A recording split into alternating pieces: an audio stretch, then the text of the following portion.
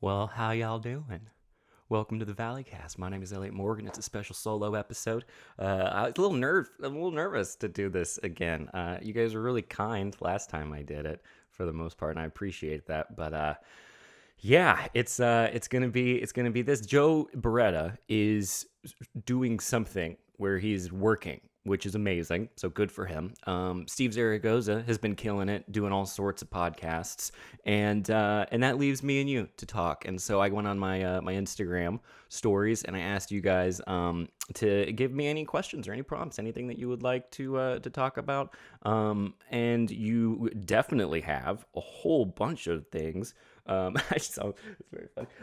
So anyway, this is the Valleycast. It's a podcast from a group of lovely people called the Valley Folk, which is all brought to you by patreon.com/the Valley Folk. We had a goal before the everything went. Wait a minute.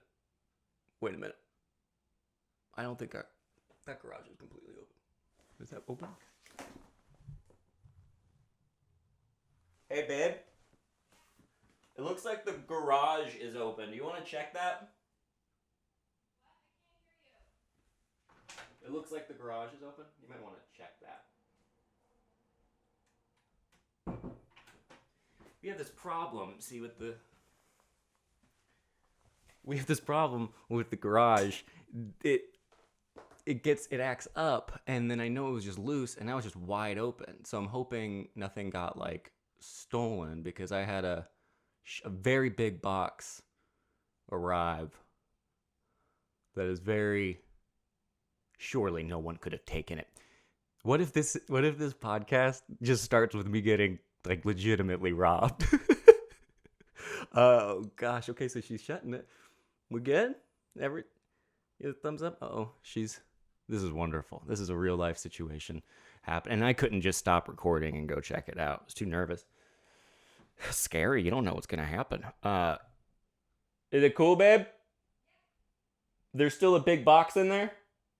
Oh, that's great. Everything's fine. Everything's fine. Everything works out fine.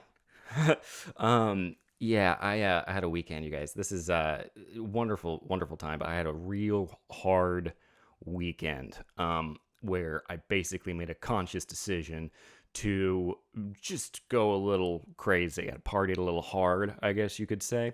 My girlfriend and I were just like, we're not going on vacation. We can't do anything. So let's just be little, maniacs like we used to be prior to the world changing. And it was nice. It was a nice memory of like, oh yeah, we're still young, we're still fun. And now it's back to not doing any of that stuff. But if I come off a little bit dry or a little bit all over the place, manic maybe, pay no mind. So now I'm just relieved that I didn't get robbed, because I have a giant. My parents, for Christmas, I think this past last year, they got me this like old full size Monopoly table. Like, it's a huge table, and it's got all the pieces in it, and it's like a tabletop Monopoly permanent piece of furniture. It's Monopoly furniture, and we had to ship it from Florida.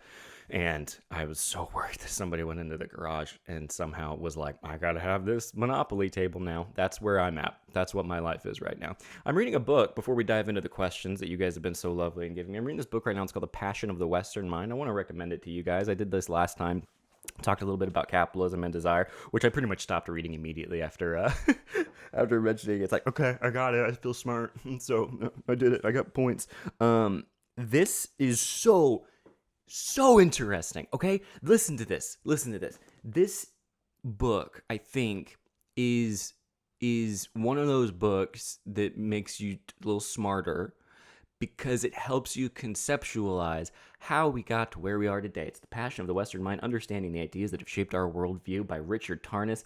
It's got a quote by Joseph Campbell on the front. I mean, you can't get any better than that. Joseph Campbell and his lovely dead self. It's so fascinating because I don't know anything. I love philosophy. I love all this stuff. We're going to talk a little bit about it in this episode, specifically the psychological personality tests that I have taken. And I had Joe and Steve and Kevin also take them. And they sent me their results, and it's going to be very fun. We're going to dive into that. But I took this like archetype quiz thing, like Union archetype, whatever, and it's very interesting. But I love all the philosophy stuff. I don't know like traditional, like I didn't know like Socrates. I didn't know what Socrates' deal was. Did you know what Socrates' deal was? I didn't. And then Plato, and then Aristotle, and how each one sort of subsequently how each thing either built on the other thing or sort of, came out of nowhere. I mean, I've yet to find out. I'm not even in, it's Rome. I'm still on, I'm just getting to Aristotle. Yeah, it's pretty, okay, so listen to this. Listen to this crap. First of all, Socrates was a badass. I didn't know this. Socrates came along and was like, we're going to figure out how to talk reasonably. Dialectics. We're going to keep hammering these ideas home, and we're going to discover all of the faults in them, and then through reason and logic in our inner brain, we will be able to deduce what is happening in life. And it's so crazy because some of them, they were just so wrong on so many of the things, but it led to, being, I guess, a little bit righter, because this is all a little bit righter. This is all pre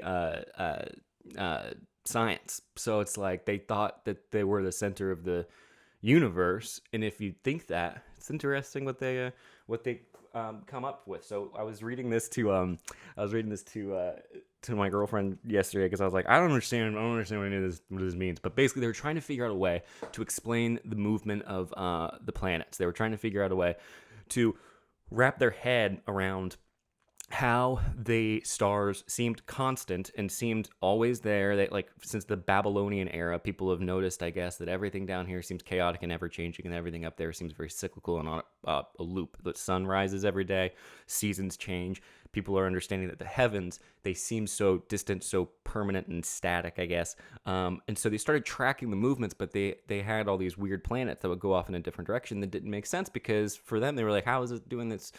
Because we're the center of the universe. So how is it going? That it was an irregular movement of the planets, and I think that's eventually what led to astrology, but I haven't gotten there just yet. It definitely led to astronomy. But listen to this. This is the summary of what Aristotle was doing to try to explain the planets. I think this is a hilariously confusing paragraph, and if you have any idea what it means, please let me know in the comments. It says, God, where is it? Yeah. Each of the etheric spheres, beginning with the outermost one, communicated its motion to the next one by means of a frictional drive, so that the motions of the inner spheres were the combined product of the peripheral sphere along with the relevant adjoining ones.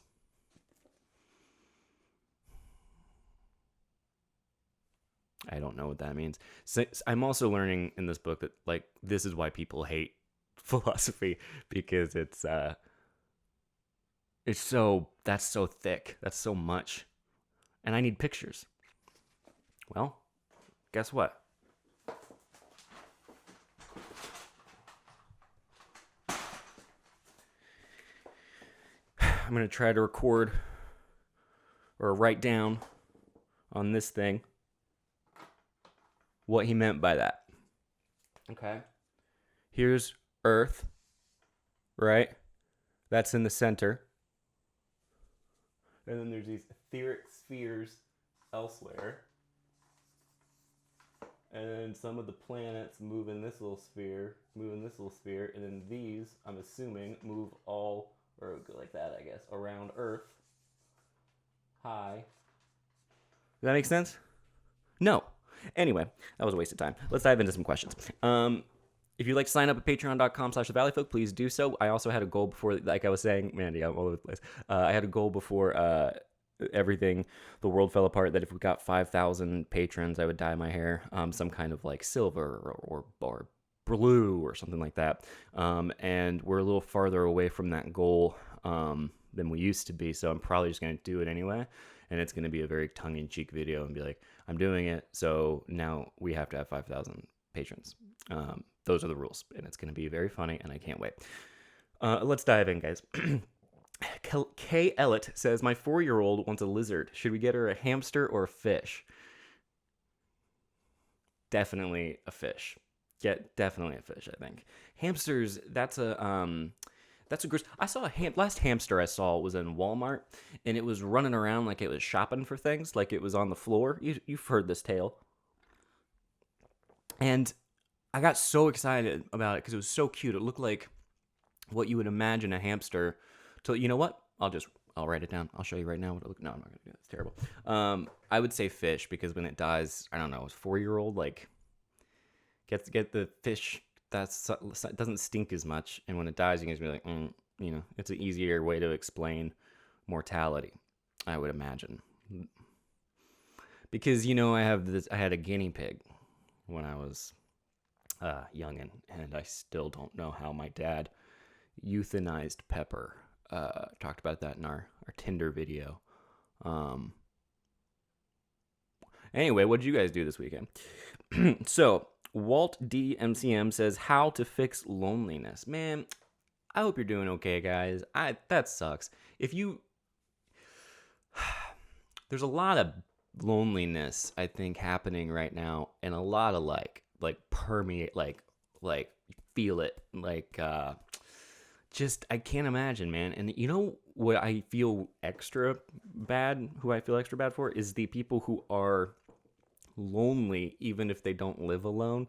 Like the discovery that your relationships aren't great, that you don't feel actually seen by your partner, and you can't enjoy the little moments of goodness amidst all this chaos with someone because it's stagnant and sad. But if you're alone, I don't know. I mean, if you're alone and you're feeling lonely, I wonder, maybe you just should get off the social medias. I think the social media stuff really does make people feel terrible. I've been on one, as the kids say lately, about a really, there is a hatred for Facebook that is brewing within my soul, that is like bordering on like my own political revolution against it. I really think it's like an enemy of the people. and I hate it. I hate it. I kind of hate all of them. And I think that you can increase your loneliness when you're just looking at all this other stuff. It like just hammers at home. So I think you have to get comfortable being by yourself. I think you have to get comfortable with just existing. And I don't know that the loneliness ever goes away. So if it doesn't, then I think you have to accept it, and you have to stop trying to get rid of it, and you have to go, okay, because the reality is only you can take care of you. Only you can figure out like how you're going to go through everything and survive this. And there's no better time than right now to be like, okay, I am lonely. This does suck. I'm not going to pretend I'm not lonely. That's such a weird, isn't that weird that we do that? We have to pretend like we're going to be fine. We're going to get rid of it. We can't be, it's like, you can be lonely, and it doesn't, I think, have to be the all-encompassing emotion that you feel. I think it's sort of like anything else. You just feel pangs of it when it hits you, and you have to ride that out. You have to lean into it, I think. Feel lonely. I think you should that's my answer. I think if you want to cure loneliness, I think you should feel as lonely and as sad as you possibly can, and just dive into that. I'll just go, oh, it feels terrible, and then climb right out and go, okay, I did that, and then you can go watch TV, or I don't know, whatever people do now, party. Oh God, I tell you, I'm 33. I can't, what did I think was gonna happen? Like I was gonna wake up this morning and be like, how do you get over someone after a breakup? Says Rich Rocker. How do you get over someone after a breakup? I was going through photos this weekend. We're getting sentimental, and there's all these photos of when I asked my my woman. It's so funny to call somebody my lady, my dame, my queen. I actually do like that. I like the queen one. I don't say it publicly or really privately or at all. But I think that's a lovely thing when, especially like black people, when they're like, "That's my queen." I'm like, "Oh, so beautiful." It's also what Killer Mike calls his spouse in Run the Jewels. Anyway, so how do you get over somebody? Yeah, I was going through all these photos, and it was when on a whim I had asked Grace to come to Vegas, and then she canceled, and she ended up doing it, and it was a very extreme sort of situation. Neither of us were particularly in good places in our lives, and I think, again, I think, can you get over this stuff? Should you get over it? Should you just write it out? I think therapy helps a lot, but you guys know that. I'm not telling you anything new there. There's also a book Don Miguel Ruiz, I think it's like the something of love, some kind of, I don't know. Don Miguel Ruiz has a really good sort of self-helpy book on the nature of love, and he uses the analogy of a dog a lot. He talks about how dogs have this sort of unconditional love that when you tell a dog to go away, they might mope for like a second, but then they're just fine. Then they're like, okay, because their happiness is not really dependent on that particular moment. They just go about their business and they keep existing. And I imagine getting broken up with, especially at a time like this, would be pretty difficult to not like want to jump off of a bridge or something, because goodness gracious, pile it on. Am I right? The new podcast, premiere podcast.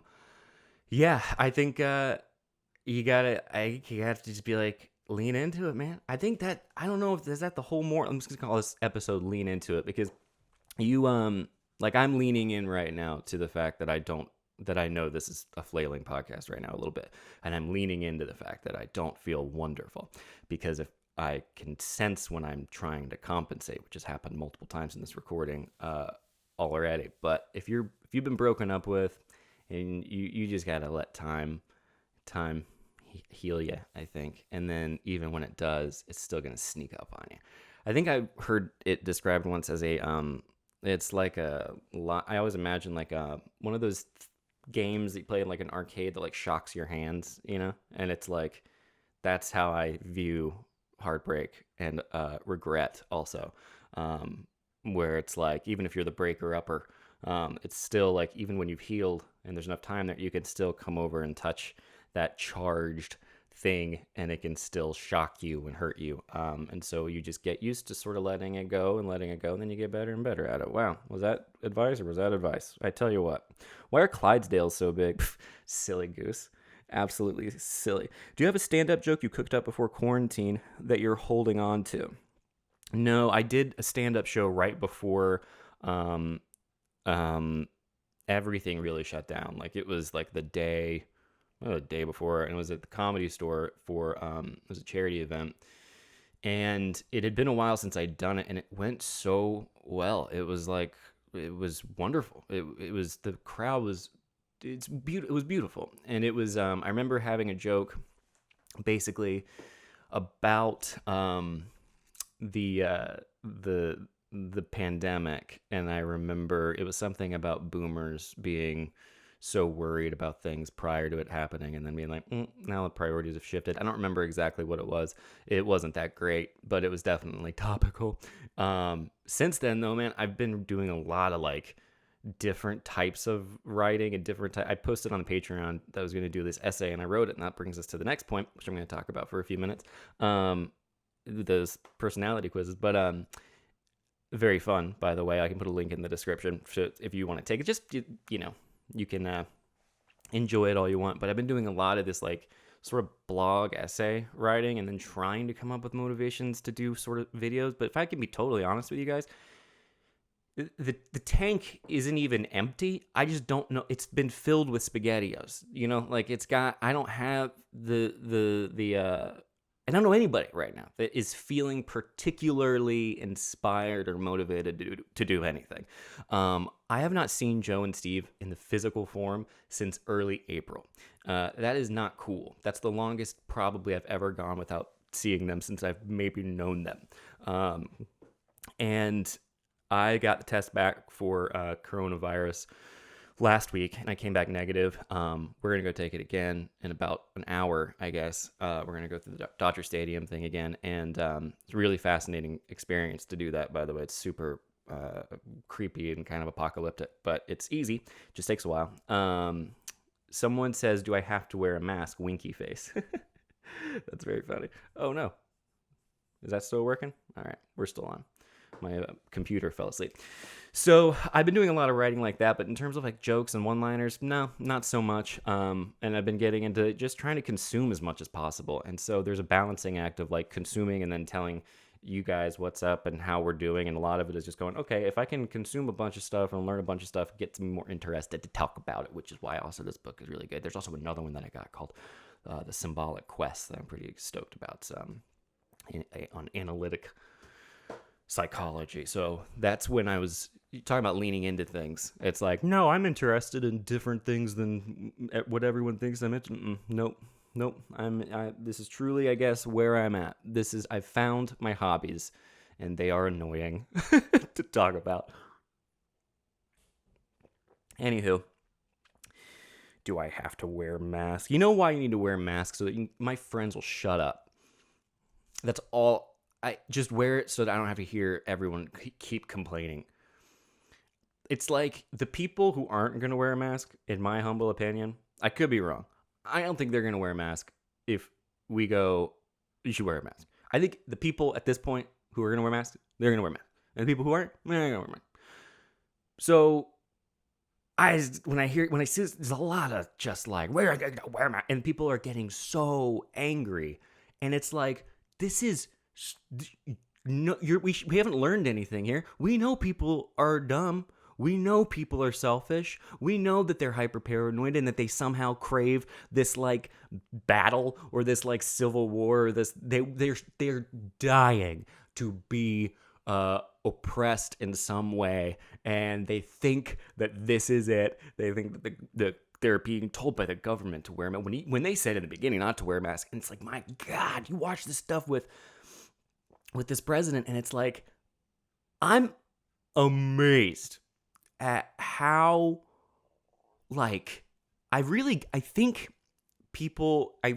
he's just Trump surrounded himself with people who lie to him. Like, there doesn't seem to be any other explanation. It just seems like he's got wrong information or biased information because he knows that that's how the people around him, because the people around him know that's how they stay employed and that's how they get out of his line of fire. I think if we talk a lot about cancel culture, right? People have all their little opinions on that. All right, great. If you're a Republican and Donald Trump gets pissed at you and he tweets something out about you,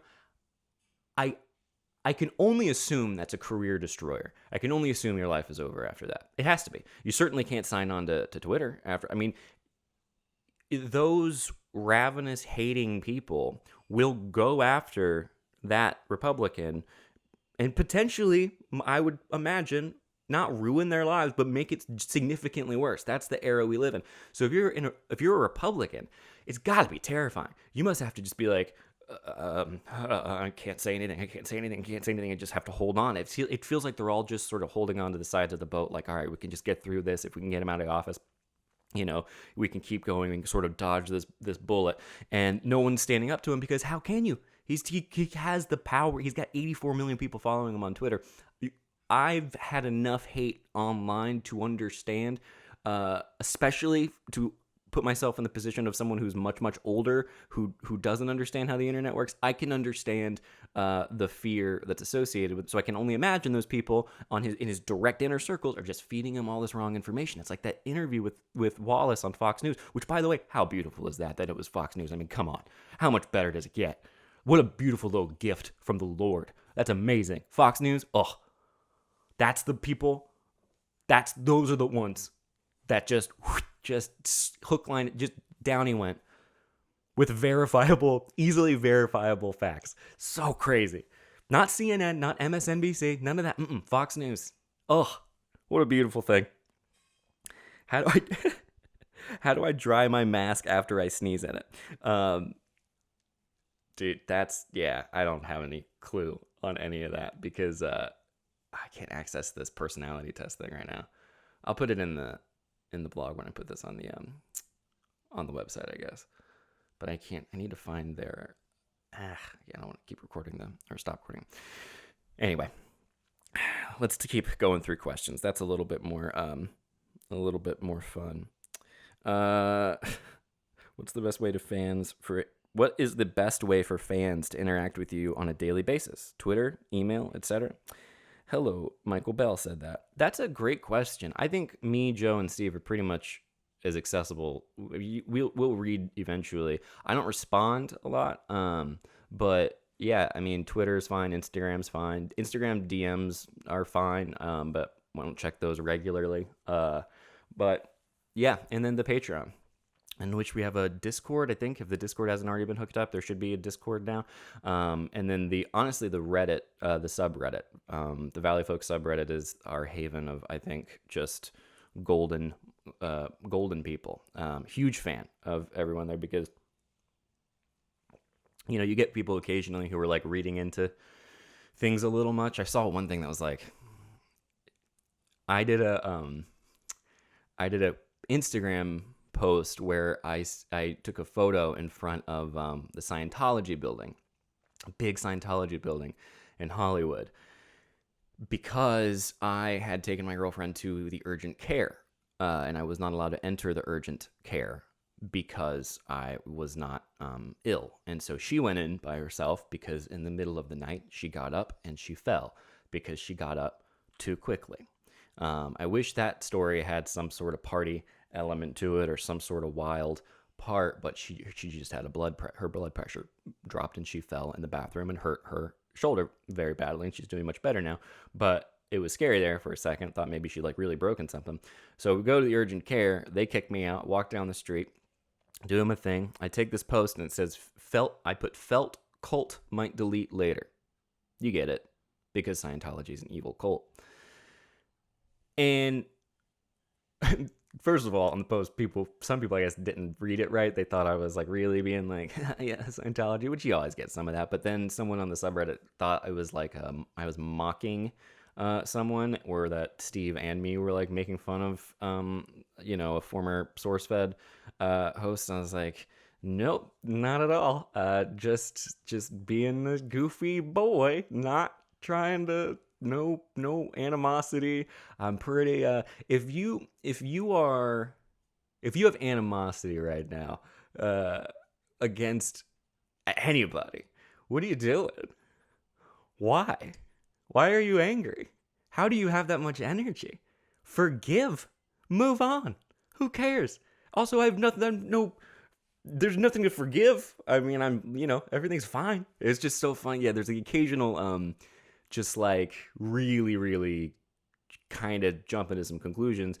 But I guess Steve also done a post that said like felt cute, might delete later or something like that. And I'm sure that was in my mind rattling around in the back, but it was there was no concerted, mocking happening that I know of anyway. But yeah, it's very funny. For the most part, though, the subreddit is a wonderful time. I read that quite a bit. It's sort of like checking it's how I check the temperature a little bit, and also doing the fireside chats for the patrons. That's like where it's really nice when we do that, to be able to actually talk to you guys and be able to one-on-one have sort of updates with the business. I mean, it's such a cool opportunity and such a cool thing that we get to do, and it feels right. That's one of the things that I'm really proud of that we've kept going through this thing, is the fact that we've maintained communication even amidst the sloppiness. So here we are in more sloppiness. Let's see if I can get a few more. Here we go. I'm going into my senior year of high school and I'm terrified. Any advice? Says Ray.imdb. Senior year of high school. You're going to have a great time. I remember senior year. That's a good one. If you've gotten through middle school, you're fine. Like, in my experience anyway, middle school was the worst. I was what's called a late bloomer, still am. That's probably why I have a broken brain in terms of success in this industry. I'm just like, no, it was going to happen. And because it has moderately, I've done okay, but there's still just like, I don't feel the peak. Like, I don't feel that way. I've never felt like SourceFed was a big thing, but I've never walked away from it being like, well, I'm done.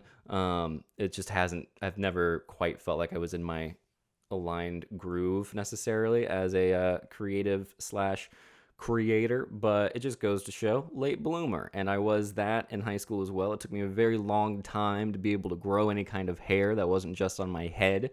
And I was a weird kid. I was a little quiet theater boy. Really long hair, looked, pretty crazy. And senior year was the best. It's the best. I feel like senior year might be the last time you're going to feel like seniority. I think even if you're a senior in college, especially right now, you're going to be dealing with some terrifying prospects in terms of like jobs and the economy and all that stuff. So that's not going to be a fun, you're not going to be going into your senior year of college and being like, I'm ahead of all you. It's also like, who cares when you're that old in college? But in high school, man, I think you just have fun. Like, that senior year in high school. First of all, thank you for listening to this old man tell you what's up, because you don't need to be listening to anything I'm saying, but you're gonna have a great time. You're just gonna. And now here are some ads.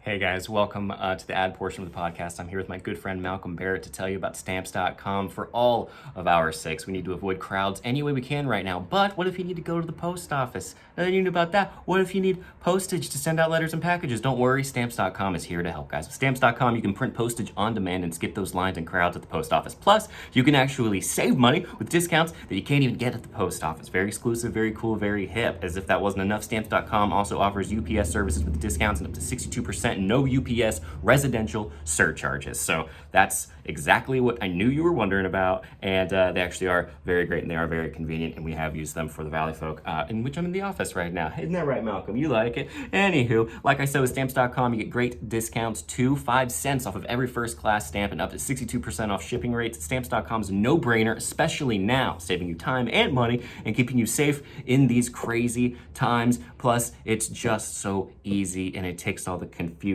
out of it. So all you have to do is you have to use your computer to print official U.S. postage 24/7 for any letter, any package, any class of mail, anywhere you want to send. Once your mail is ready, just leave it for your mail carrier, schedule a free package to pick up, or drop it in a mailbox, or place it gently in a mailbox. No human contact required. It's that simple, and no human contact required is some of my favorite phrases.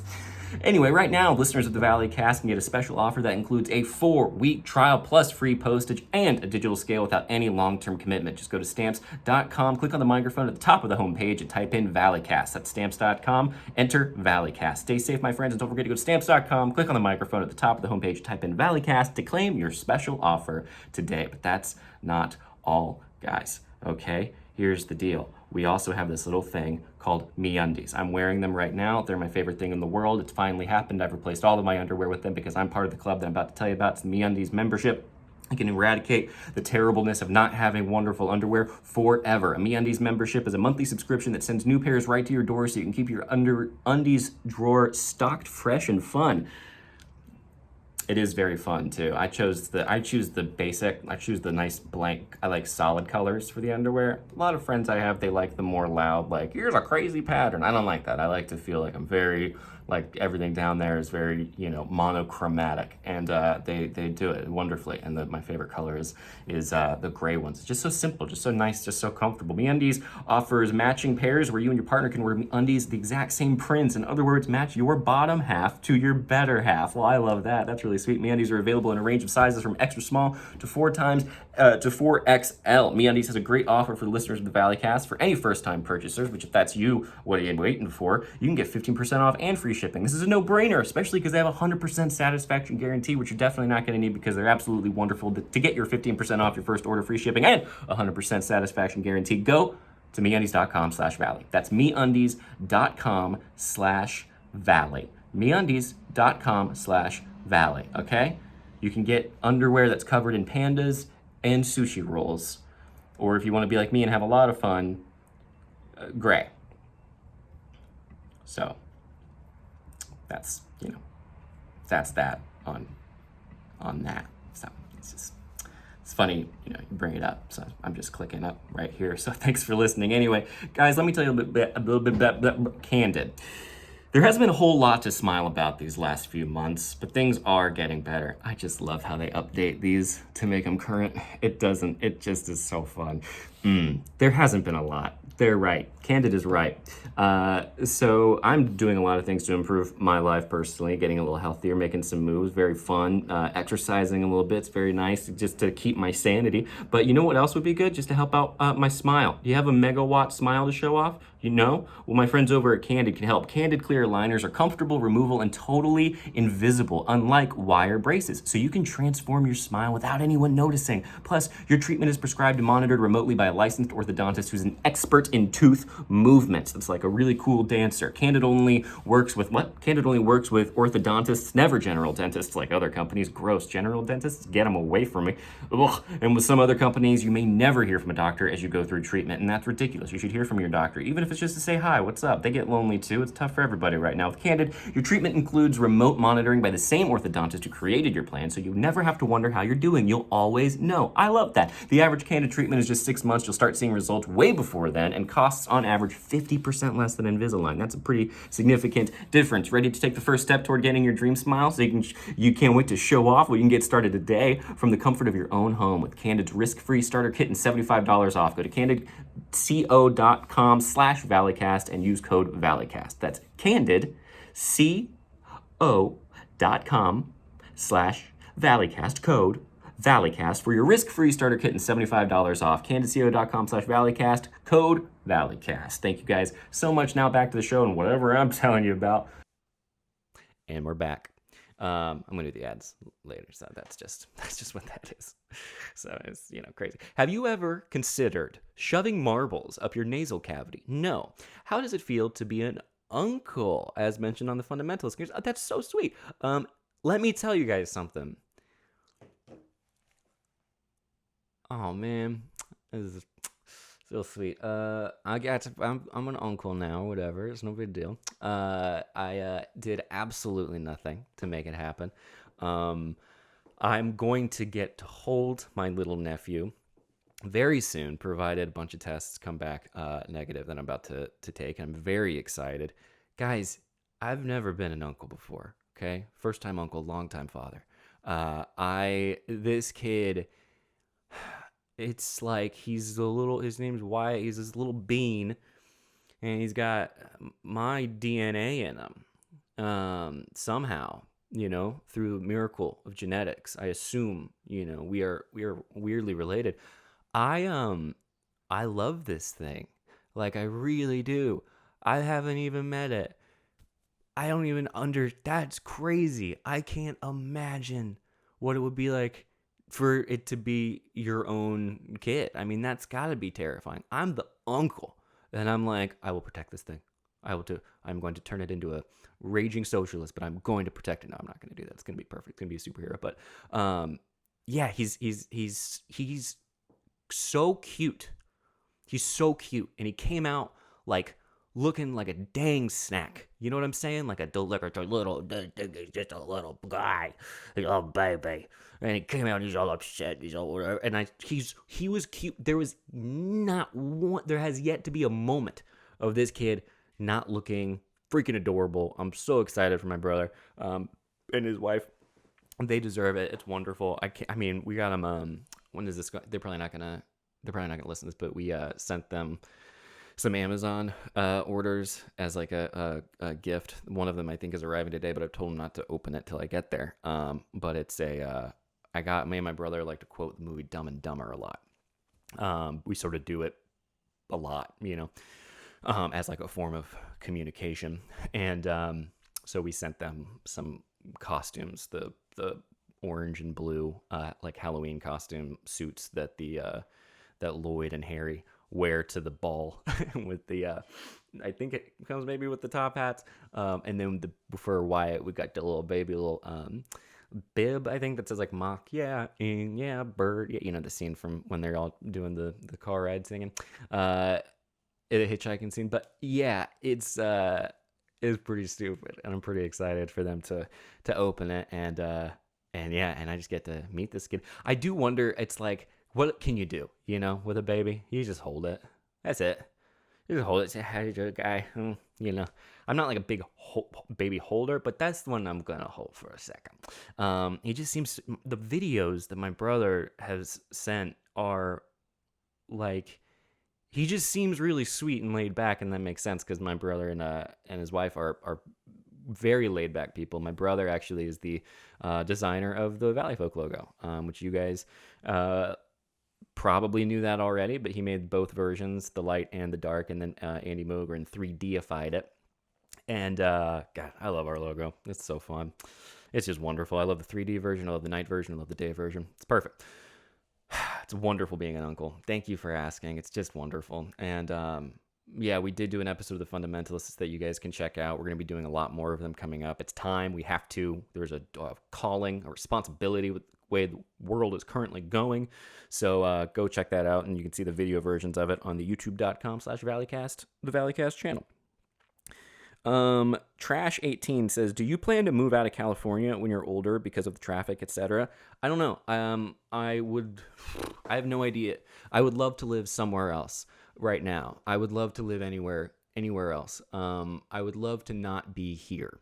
I'm a very fortunate person.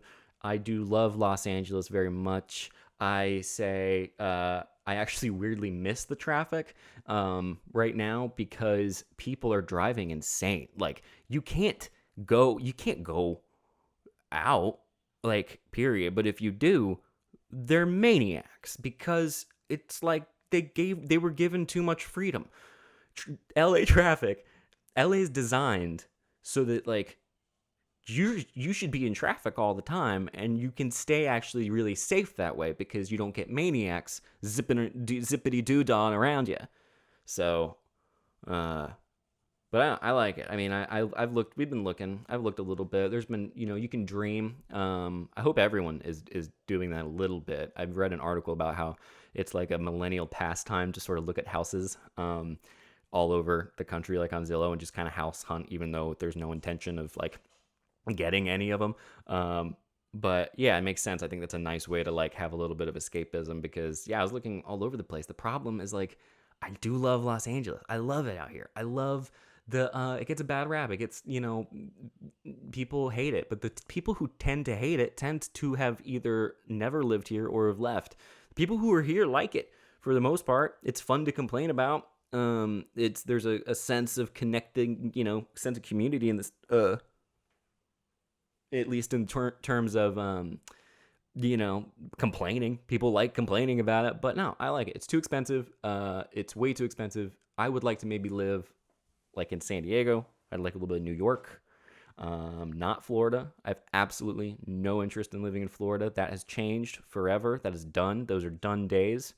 I have a secret plan, a secret mission to get a lot of my family to San Diego. It's going to be called the Great Morgan Pilgrimage and or the Great Morgan Kidnapping, depending on how much they complain about it. So I say dream a little dream, but no, I'm sticking it out. But we've talked about it. We've actually talked about moving the business and just being like, we could do this. Especially now, we've kind of proven that we can do it, even remotely. But it would be nice, I think, to at least explore what it would be like if we, financially, what it would look like if we weren't in Los Angeles, because we are paying rent. We've been paying rent on an office that we haven't been in hardly at all. So, is it a wise move? We could go have an office space somewhere else, leave this life behind, sail into a new frontier, and yet something just feels like I should be here still. Who knows what that is? Who knows if that's just an over-attachment to everything? But I don't know. Thoughts on belly buttons? Absolutely none. How much would... Nope. Absolutely not. What do you do when you like a girl? Says King Bookworm. What do you do when you like a girl? What do you do? Hey, girl, I like you. That ought to do it.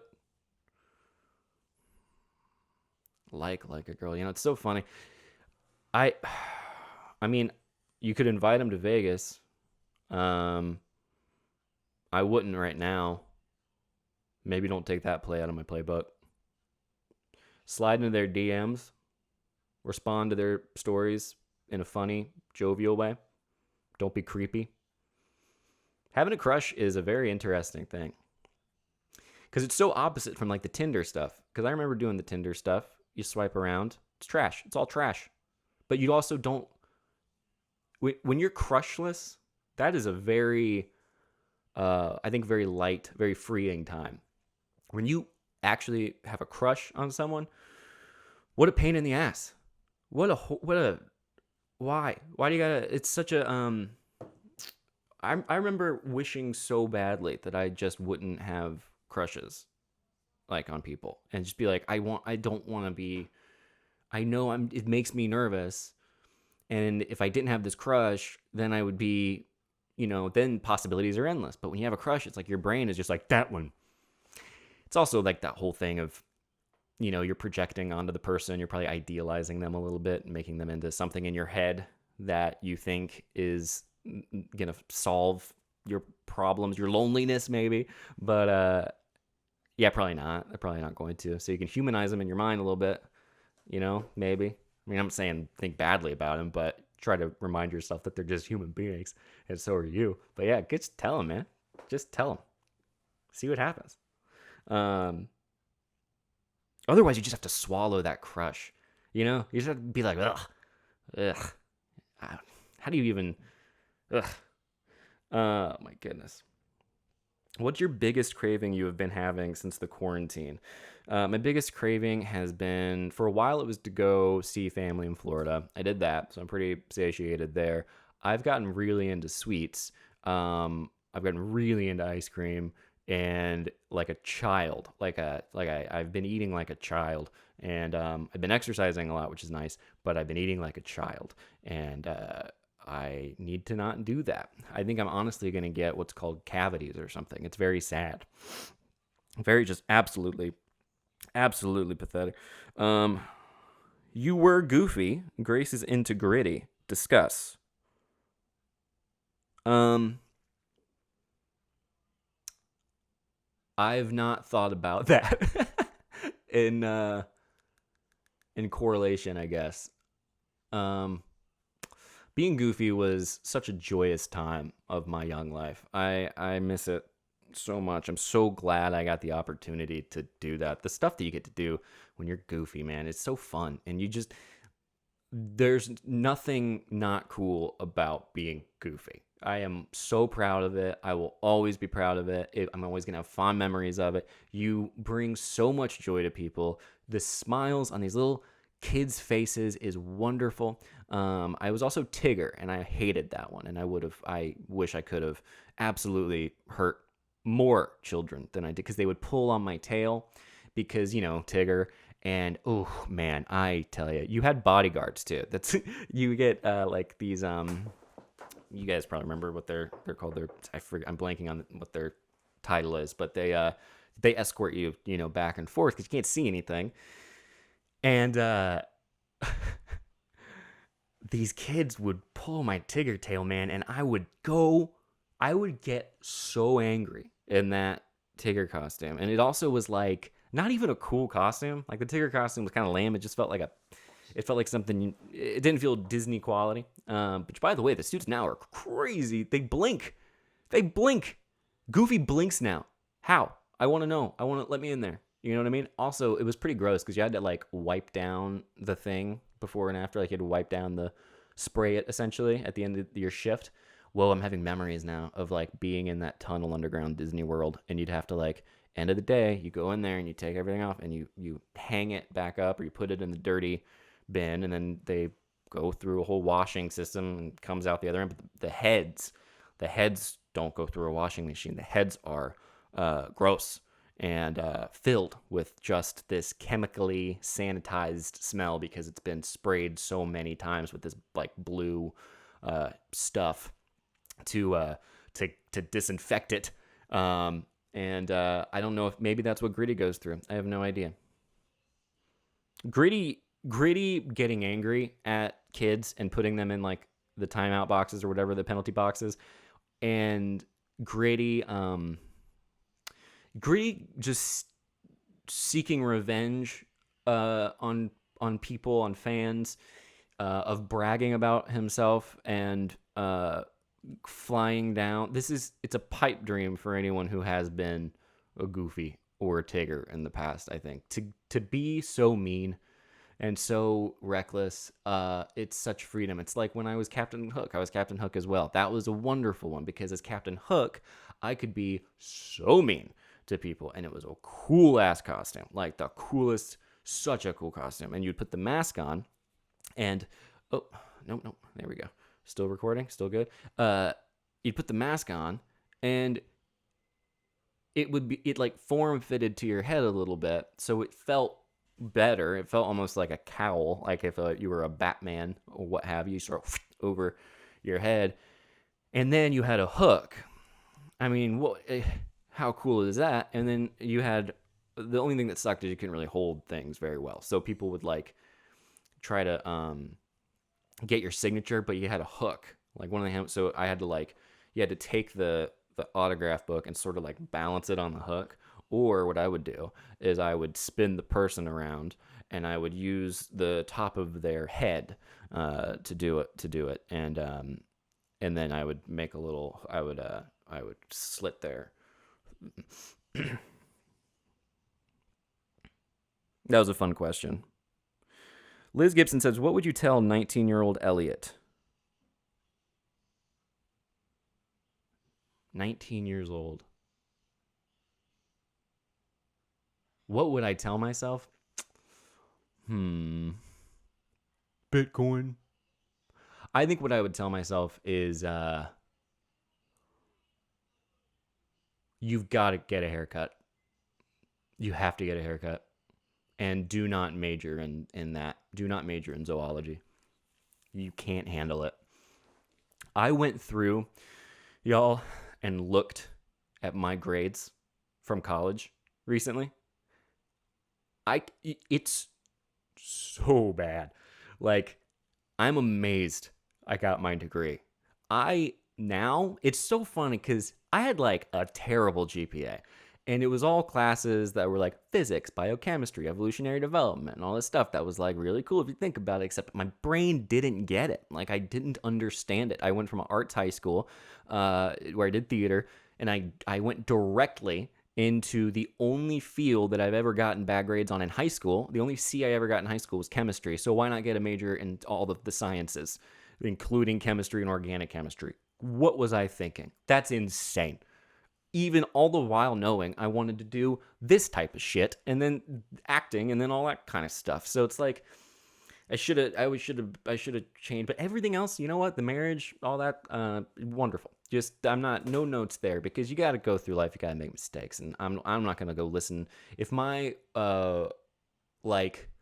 if future version of me from like 15, 20 years from now came to me right now and was like, Elliott, you need to do this, and this, I'd be like, you need to not be rude, and you need to not tell me how to live because if you think I'm not gonna make every mistake, you're wrong.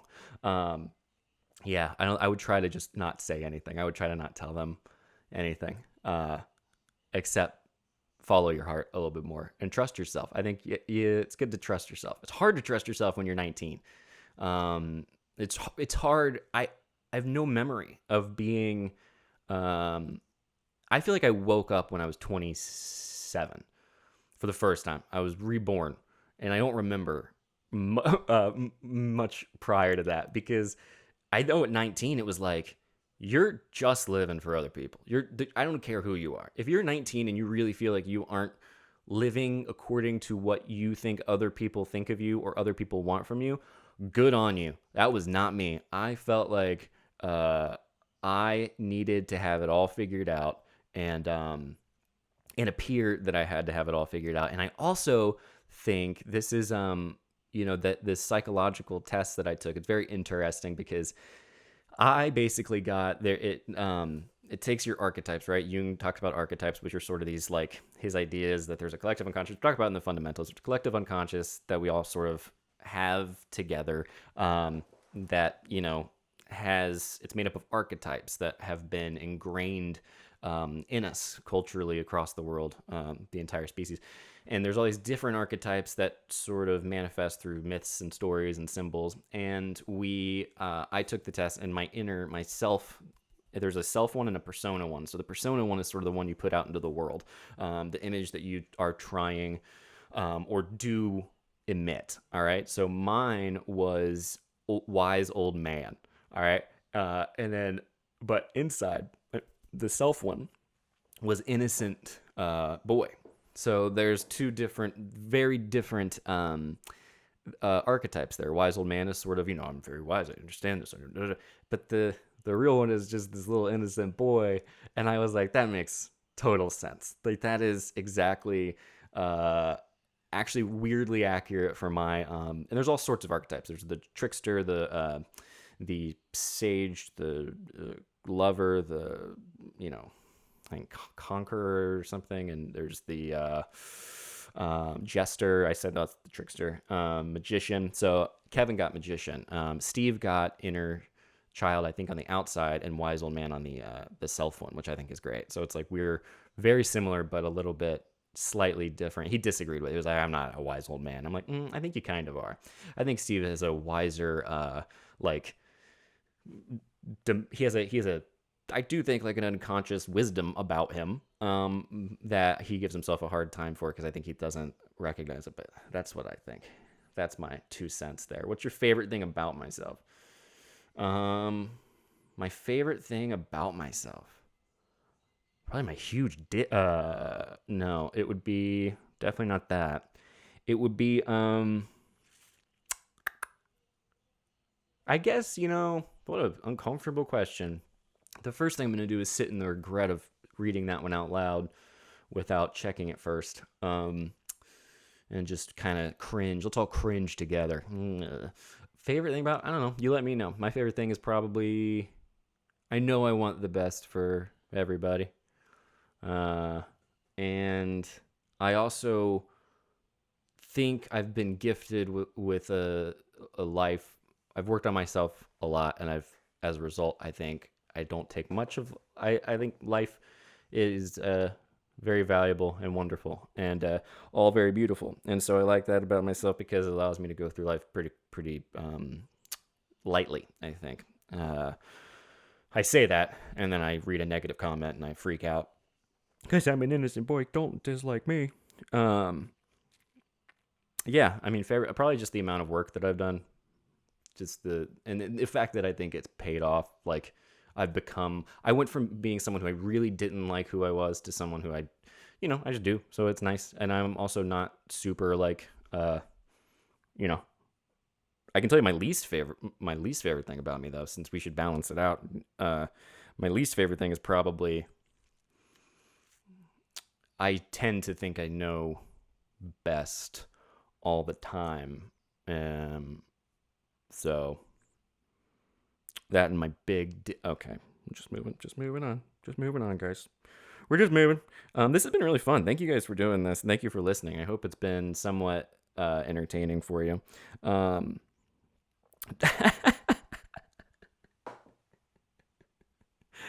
Do you think, oh god, Mush says, do you think men should look for their own G-spot?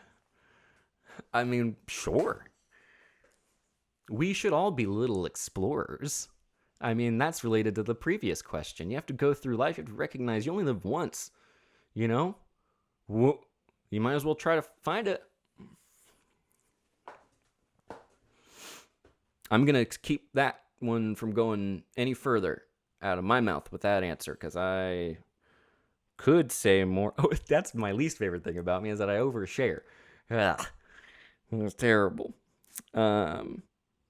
If you could have, no. Oh gosh, no. How do I start dating at 24?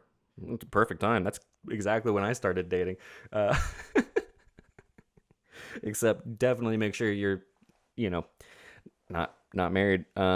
Yeah, 24. I mean, I started dating really at like 26, I guess, 27.